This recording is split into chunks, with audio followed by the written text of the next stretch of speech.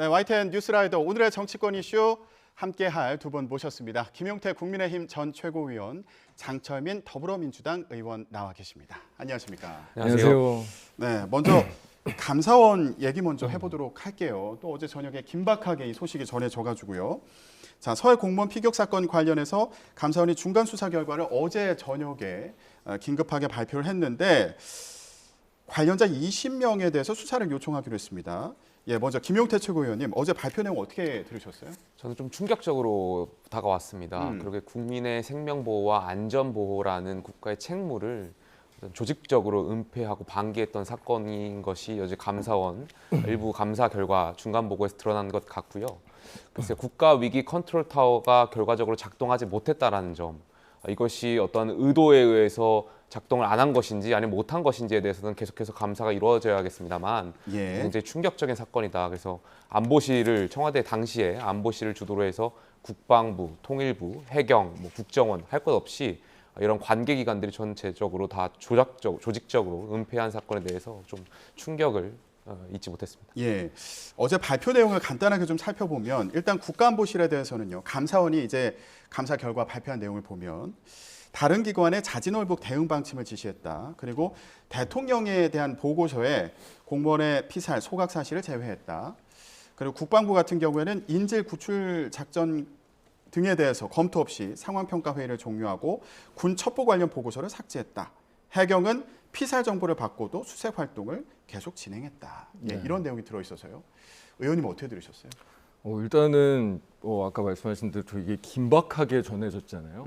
감사원 감사 결과가 긴박하게 전해지는 걸 제가 처음 봐가지고 사실 이 감사 보고서를 지금 제대로 저도 정확하게 보지는 못했는데 제가 이제 그냥 그 구체적인 결론들만 듣고 느꼈었던 거는 이게 정말로 이제 감사원이 진짜 정치 집단화됐구나라는 것을 오히려 명확하게 좀 보여주는 중간감사 결과 발표가 아니었나. 그러니까 이 발표하는 형식도 그렇고 실제로 그 지금 이제 국민의힘에서 당에서 주장하는 대통령실에서 주장했었던 그런 내용들을 반복하는 수준이고 실제로 그러면 이제 월북이 아니라는 어떤 객관적인 증거가 나왔다라는 이야기는 또 전혀 없거든요. 그러니까 이 과정에서 여러 가지 뭔가 이상하게 오히려 포장해서 뭔가 이 결과들의 오히려 이 논란을 부추길 수 있는 이 감사 결과를 발표함으로써 중간 감사 결과를 발표함으로써 이게 지금 감사위원회에서 최종 결론도 안 난 사안이라는 거 아닙니까? 이제 그래서 오히려 감사원이 최근에 이 민간인 사찰에 대한 의혹들도 제기되고 수천 명의 개인 정보를 요구하면서 불법적인 굉장히 위법의 소지가 많은 감사 활동을 펼친 데 대해서 그런 부분들에 대한 어떤 국면 전환용 갑작스러운 발표가 아니었나라는 생각이 오히려 더 들더라고요. 예. 근데 어제 감사 결과, 중간 결과 발표를 보면 이게 월북이라고 단정할 수 없는 첩보와 그리고 또 부정확한 사실들을 근거로 자진 월북이라고 속단했다. 감사원에서는 그렇게 보고 있는 거잖아요. 예, 말씀하신 대로 최초에는 국방부라든지 이런 관계 부서가 청와대로 안보실 보고할 때는 월북 가능성이 낮다라는 최초의 보고가 있었습니다. 그럼에도 불구하고 이것이 여러 가지의 어떤 조작적인 어떤 그러한 지시에 의해서 월북 가능성이 좀 높다라는 식으로 이제 보고서가 만들어지고 내려간 것 같은데요. 해경 같은 경우는 피살 정보를 이미 들었음에도 불구하고 이를 누락하고 살아있는 척하면서 계속 수색을 벌였다는 점이 문제가 됐었고요. 국방부 같은 경우는 서욱 장관의 지시로 인해서 군사정보 체계의 어떤 관련 첩보 문서를 조직적으로 이제 삭제했다는, 국정원도 마찬가지고 이런 관계 문서를 삭제했다는 그런 감사원의 감사 내용이 있고요. 다만 아까 말씀하신 대로 이런 CCTV 과거에는 이제 문재인 정권에서는 월북 가능성의 근거로 CCTV라든지 또 그 당시에 이대진 씨가 입고 있었던 그 조끼, 구명조끼 등을 예시로 들고 있는데 이번에 감사원 결과, 중간 결과 그것이 북한에 의해서 조작되고 지시에 강압에 의해서 될 수도 있었음에도 불구하고 그런 가능성은 처음부터 배제하고 자진 월북에 대한 가능성에만 초점을 맞춰서 이번 일을 조직적으로 은폐한 것이 아니냐라는 것이 좀 핵심인 것 같고요. 예. 아까 장철빈 의원께서 좀 말씀하셨는데 저는 이번 사태뿐만이 아니라 최근에 일련의 사태를 보면 어떤 메시지에 주목하는 것이 아니라 메신저에 좀 주목하려고 하는 것 같습니다. 지금 말씀하신 대로 감사원의 어떤 정치적인 의도가 있는 것이 아니냐라고 말씀하셨는데 저는 여기에서 그것이 중요한 것 같지는 않고 이 지금 감사원의 감사 결과에 좀 더 주목할 필요가 있다라고 생각됩니다. 근데 사실 이 지금 서해 공무원 피격 사건 관련해서 가장 중요한 정보는 SI 정보거든요. 그러니까 그 SI를 빼놓고는 사실 이 실체적인 진실에 대해서 정확하게 얘기하기가 어려운데 오히려 그 부분들을 일부러 회피하는 방식으로 사실은 지금 감사원도 그렇고 검찰도 그렇고 대통령실이나 국민의힘에서 오히려 얘기를 하고 있어요. 사실 그 SI 정보가 국회 국방이나 여러 기관에 보고됐을 때 국민의힘 의원들조차 아 이거는 그 판단이 맞구나라고 생각을 했었던 이야기를 직접 했었던 내용이기 때문에 그러면 정말 이 SI 정보에 대해서 투명하게 공개를 하던가 뭔가 이 여야 합의나 뭐 이런 것들을 통해서 국민들께 실체적 진실에 가장 다가갈 수 있는 정확한 정보를 보여주는 노력을 오히려 하는 게 중요한 건데 지금 사실은 어떻게 보면 완전히 이제 변죽만 울리면서 오히려 의혹을 부추기는 방식으로 국론을 오히려 시끄럽게 하는 방식으로 사실은 감사원과 여러 기관들이 일하고 있다는 게 이게 정치적인 의도를 가지고 오히려 결론을 정해놓고 몰아가고 있다. 정치 감사를 하고 있다라고 판단하게 되는 그런 어떤 근거가 되는 거죠. 예. 민주당에서는 처음부터 주파수를 맞춘 청부 감사다 이렇게 주장을 하고 있는 그런 상황인데 같은 맥락의 말씀을 해주셨고요. 근데 어제 검찰이 서욱전 국방부 장관도 이제 피의자 신분으로 소환을 했어요. 지금 서해 공무원 피격 사건과 관련해서 장관급 인사를 소환한 건 처음인 거잖아요. 이 부분은 어떻게 보고 계세요? 그러니까 저 단계라고 봐요. 사실 지난번에 이제 문재인 우리 전 대통령님에 대한 서면 조사 같은 경우에 굉장히 성급하고 방식이 굉장히 잘못되어 있었지만 결국은 이게 정말로 이제 문재인 대통령님까지 무조건 목표를 가지고 진행하고 있는 거구나. 사실 그렇게 하려면 그런 단계에서 중간에 이 장관급이나 박지원 전 원장이나 뭐 이렇게 쭉 해야 되는 그런 목표를 지금 가지고 있는 거잖아요. 검찰이나 감사원도. 그래서 그런 부분들을 봐도 이게 실체적인 진실 규명이 아니라 이 전 정부에 대한 공격 그 목적이 너무나 드러나는 그런 이 상황으로 보입니다. 어떻게 보세요? 그 최고위원님 같은 경우는 지금 이제 서욱 전 국방부 장관에 대해서도 이제 수사가 시작된 그런 상황인 거고요. 앞으로 어떻게 전개될 것 같으세요? 글쎄요, 저는 아까 서두에서 충격이라고 좀 말씀드렸는데요. 왜냐하면 문재인 전 대통령께서는 그동안 인권을 굉장히 강조했던 분 아니셨습니까? 인권 변호사를 자처하셨던 분이고 그런데 문재인 정권에서 이러한 일, 우리의 공무원이 북한에 의해서 피살되고 시신이 소각됐음에도 불구하고 당시에 안보실은 최초 상황평가도 하지 않고 일찍 퇴근했다는 것 아니겠습니까? 국방부 통일부도 마찬가지고 이런 일이 저는 문재인 정권에서 일어났다는 것 자체가 좀 충격적이고요. 예. 앞으로 감사원이 더 장철민 의원 말씀하신 대로 실체적 진실을 더 감사를 해서 많은 국민들께 그 당시에 있었던 일을 명명백백하게 좀 드러낼 필요가 있다라고 생각됩니다. 네.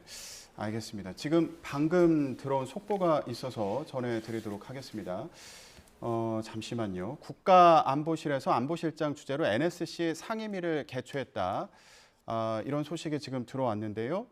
예, 자막을 좀 보여주시죠. 예, NSC에서 북한이 유례없는 빈도로 발사를 했고 안보리 결의 위반이다. 예, 이렇게 밝혔다는 소식입니다. 앞서서 합동참모본부에서 북한이 완충구역에서 170여 발을 또 발사했다. 9.19 합의 위반이다. 이렇게 얘기했다는 소식도 전해드렸고요. 또 밤과 새벽 사이에 북한의 군용기가 출동을 하고 그리고 또 탄도미사일을 발사했다는 소식이 전해졌는데요. 지금 또 새로운 소식이 들어왔습니다. 국가안보실에서 안보실장 주재로 NSC 상임위를 개최했고요. NSC는 북한이 유례없는 빈도로 발사를 했고 이는 안보리 결의 위반이다. 그리고 9.19 군사합의 위반이라고 지적을 했다는 소식입니다. 적대 행위로 군사적인 긴장이 고조되고 있다. 또 유엔 안보리의 역할이 중요하고 책임 있는 역할을 다할 것을 촉구했다는 소식이 조금 전에 들어왔습니다. 예, 최근에 북한의 도발이 잇따르고 있는 상황인데요. 지금 국가안보실에서 NSC 상임위를 개최하고 또 북한의 유례없는 도발을 비판했다는 소식입니다. 안보리 결의 위반이다. 예, 이렇게 지적했다는 소식 조금 전에 들어왔습니다. 예, 저희가 감사원 감사 결과 관련해서 얘기를 해봤는데 이거 간단히 정리할게요. 장 의원님. 네. 앞으로 어떻게 전망하시고 또 어떻게 진행돼야 한다고 생각하십니까? 지금 이 감사원은 어떻게 보면 감사원이 오히려 서해 공무원 그 비억 사건을 결론을 정해두고 해서 문제가 있다라고 감사원이 얘기하고 있지만 제가 보기에는 지금 감사원의 행태가 정말로 결론을 정해놓고 몰아가기식 감사를 하고 있는 거거든요. 오히려 감사원의 지금의 감사가 나중에 분명히 법적 책임을 지게 되지 않을까라고 생각합니다. 지금 근거가 부족하다 이런 말씀이신 거죠? 예. 앞으로 좀 이게 중간 감사 결과니까 좀 더 지켜봐야 된다. 예, 이렇게도 볼 수 있는 건가요? 어떻게 생각하세요? 정철빈 의원께서는 근거가 부족하다고 하셨지만 어제 감사원의 보도 자료를 보면 굉장히 방대하고 또 타임테이블별로 굉장히 자세하게 설명을 했습니다. 그렇기 때문에 저는 근거가 부족하다라고 생각되진 않고요. 예. 앞으로 최종 결과까지 계속해서 좀 꾸준하게 해서 국민들께 이 사건의 정말 실체적인 진실이 무엇인지를 명명백백하게 밝혀야 될 필요가 있겠습니다. 알겠습니다. 자, 이 얘기 여기서 좀 정리를 하도록 하고요. 또 다른 주목받는 이슈가 있어서 이 얘기도 해볼게요. 지금 저희가 오늘 속보를 계속 전해드리고 있는데 북한 도발이 잇따르고 있어서 우리 정부의 반응도 계속 나오고 있는 상황입니다. 이런 상황에서 지금 이 북핵 위기에 대해서 어떻게 대응할 거냐, 이 논의가 또 정치권에서도 이어지고 있는 상황이어서요. 일단 지금 보면 전술핵 재배치해야 된다 이렇게 주장을 하는 경우도 있고요. 일부에서는 미국의 핵을 이제 한반도에도 배치를 하고 이 운용에 우리도 참여하는 방식이 필요하다. 협의해가면서 같이 운용해야 된다. 이런 주장을 하는 경우도 있고 또 일부에서는 아니다. 한반도 주변에 핵무기를 실은 그 미사일을 실은 잠수함을 상시로 배치하는 그런 방안이 필요하다. 이렇게 얘기하는 경우도 있어서요. 좀 내부 분위기는 어떤 것 같으세요? 글쎄 어떤 것을 현재 결정한 상황은 아니고요. 지금 말씀하신 대로 정진석 비대위원장 같은 경우에는 비핵화 합의를 파기하고 이제 핵 우산을 강화하는 방향으로 좀 여러 차례 강조하신 바가 있고요. 예. 김기현 의원 같은 경우는 핵 개발을 암시하는 듯한 그런 주장을 하셨던 것도 있고요. 좀 여러 가지 의견들이 많은데요. 결론적으로 말씀드리자면 과거에는 여태까지 전술핵 재배치 등 어떤 핵 대 핵으로의 어떤 방식을 고려하지 않았다면 이제는 테이블 위에 핵 대 핵, 전술핵 재배치라든지 나토식 핵 공유라든지 여러 가지의 옵션을 올려놓고 고민해야 할 시기가 왔다는 것으로 좀 이해하면 될 것 같습니다. 왜냐하면 지금 과거 이제 정권에서는 이제 비핵화 합의에 좀 의존을 했었죠. 그런데 지금 상황이 그렇지가 못합니다. 북한이 7차 핵실험을 앞두고 있고 가능성이 굉장히 많고요. 또 국제 정세가 또 미국의 정치학자 같은 경우는 신냉전이라는 표현을 많이 씁니다. 미중 관계가 굉장히 복잡해지고요.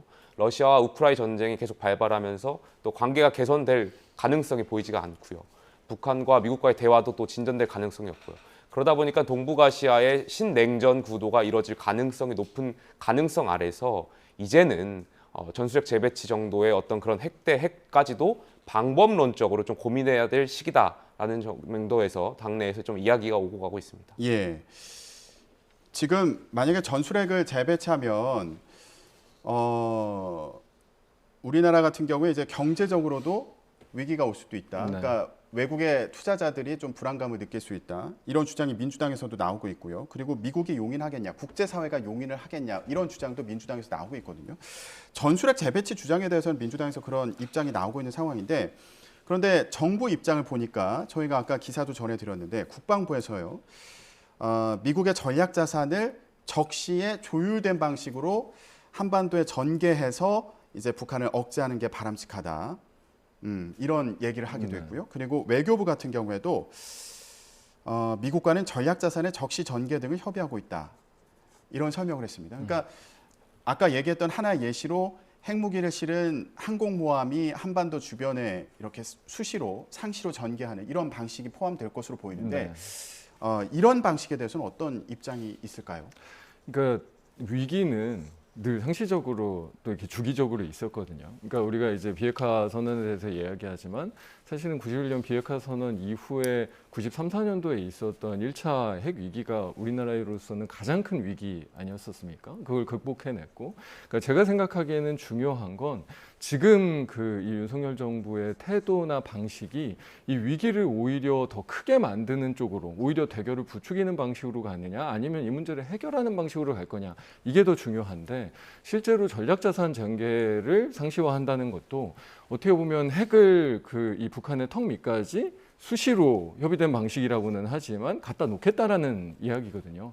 이거는 사실은 북한을 비핵화로 이끄는 방식이라기보다 이 대결이 오히려 더 심화되고 실제로 군사적인 위기를 더 강화할 수 있는 방식입니다. 그러니까 저희가 아까도 비핵화 합의에 의존해 왔다라고 얘기하지만 저는 솔직히 비핵화 합의에 의존한 게 아니고 이 비핵화에 한다는 정확한 이 기준과 원칙을 지켜왔다라고 생각되거든요. 근데 이런 어떤 비핵화 원칙과 방향성에 대한 어떤 가장 기본적인 원칙을 흔듦으로써 우리가 어떻게 보면 평화로 가기 위한 큰 걸음을 내딛는데 오히려 훨씬 더 큰 방해가 될 수 있는 전략자산 전개조차 사실은 그런 어떤 위험이 너무나 큽니다. 그리고 정말로 전략자산 전개를 통해서 3차, 4차, 5차 핵위기가 다시 오게 되면 그건 아까 그냥 이 경제 위기 수준이 아니라 정말로 큰 수준의 이 비용을 우리 국민 전체 대한민국의 역사가 치를 수도 있는 문제이기 때문에 이거를 이렇게 쉽게 막 이야기하는 게 저는 굉장히 위험한 또 다른 구두 도발이다라는 생각이 지금 저희 국민의힘이 말씀하시는 것은 전술핵 재배치라든지 핵 공유를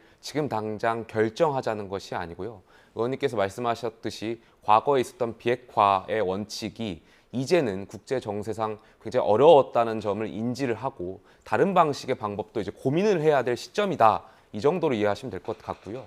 말씀하신 대로 지금 비핵화 협상을 이끌어내기 위해서는 어떤 중국을 설득해야 되는지 북한을 설득해야 되는 작업이 필요한데 지금 아까 말씀드렸듯이 국제 정세상 그게 쉽지 않은 상황임은 분명합니다. 또한 우리가 핵을 없었기 때문에 국제 정치학적 국익 관점에서 보더라도 미국과 중국이 우리나라에게 요구하는 것이 굉장히 많습니다. 그러다 보니까 사실상 현재 우리가 외교적 자율성이 많이 부재한 상황이거든요. 그러다 보니까 여러 가지 이러한 측면에서 이제 핵 대 핵까지도 방법론적인 차원에서 고민을 해봐야 된다는 말씀을 드리고 싶고요. 아까 이제 앵커께서 말씀하셨듯이 전략자산에 대해서는 과거에 2년 전에 국가안보실 지금 실장이죠. 김성한 실장께서 2년 전에 기고한 논문을 보면 전술핵 재배치를 주장을 하시면서 동시에 전략자산, 핵 잠수함, 미군의 핵 잠수함을 상시 배치하자라는 주장을 하셨습니다. 왜냐하면 전술핵을 재배치하게 된다면 북한의 테러 위협, 지상의 테러 위협이 가능성이 높아지고 그러다 보니까 이제 그것을 보완하기 위한 방안으로 하나의 핵 잠수함을 상시에 동해나 어떤 우리 영토 영해 인근에 이제 상시 배치하자라는 주장이 있었고요. 그런 측면에서 사실 큰 틀에서는 이제 그런 논의를 시작하자라는 측면에서 이해해 주시면 될 것 같습니다. 예. 민주당 입장에서는 그럼 지금 전술핵 재배치와 관련해서 이제 위험성에 대해서 계속 지적을 하고 있고요.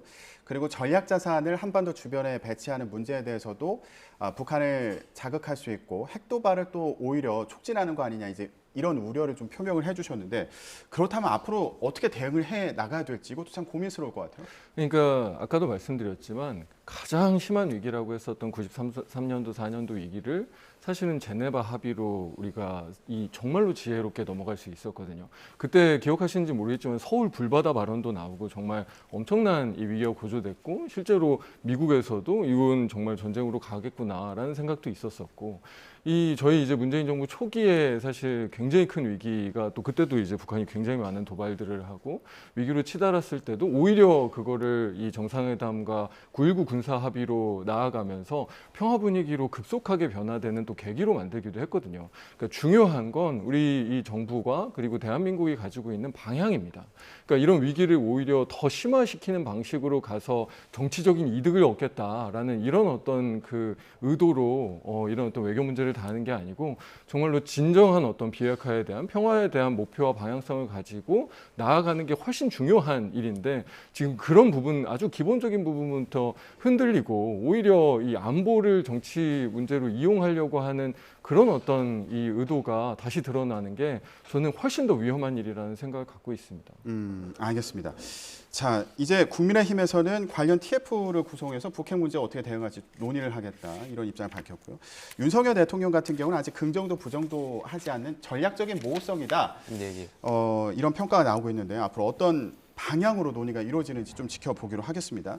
마지막 주제로 좀 넘어가 보겠습니다.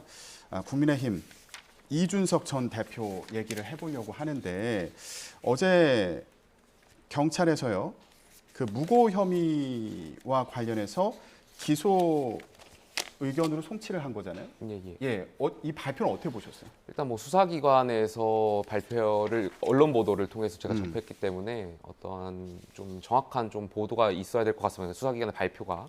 왜냐하면 어쨌든 그 성매매와 관련해서 이 사건의 실체적인 진실은 성상납, 성매매가 있었느냐 없었느냐에 대한 문제인데 지난번에 이 부분에 있어서는 경찰 수사에서 공소권 없음으로 종결했습니다.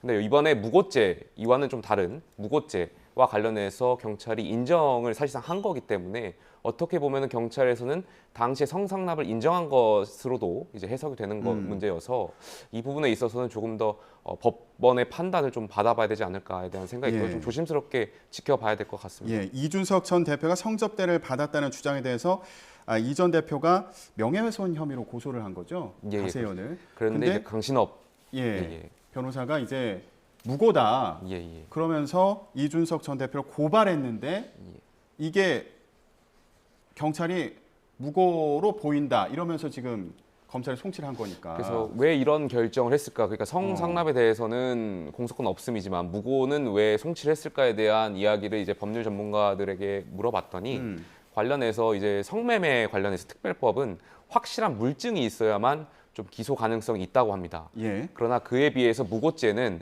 이거와는 좀 다른 이야기지 않습니까? 그러다 보니까 좀 합리적인 의심이나 정황상의 증거만으로도 범죄가 성립될 수 있다고 판단하고 있기 때문에 경찰에서는 아무래도 좀 확실한 물증이 어느 정도 확보가 됐는지가 좀 중점적으로 확인돼야 될 것 같고요. 앞으로 이것에 관련해서 형사법정에서 법원의 판단도 좀 주의 깊게 봐야 될 것 같습니다. 네, 이번 경찰의 결정으로 성접대를 받았다는 사실이 확인됐다고 얘기하기는 어렵다, 이르다. 예, 좀 더 지켜봐야 될 것 이해가 같습니다. 되고. 예. 마지막으로요, 장 의원님, 이준석 전 대표 이번 그 경찰의 발표와 그리고 앞서 있었던 그런 여러 상황들을 바탕으로 해서 이제 정치적인 힘을 잃어버린 거 아니냐 이런 해석들이 또 나오고 있어서 의원님 어떻게 전망하세요? 그러니까 상당히 곤란해진 건 맞는 것 같습니다. 그러니까 그 전까지는 이 성상납 관련된 이야기들이 그냥 어떻게 보면 확인되지 않은 사실들, 루머들 이런 상황이었기 때문에 그런 루머들이 이준석 전 대표를 괴롭히기도 했지만 사실 거꾸로 얘기하면 이준석 대표가 이 사안을 돌파할 수도 있는 또 여지도 그게 루머였기 때문에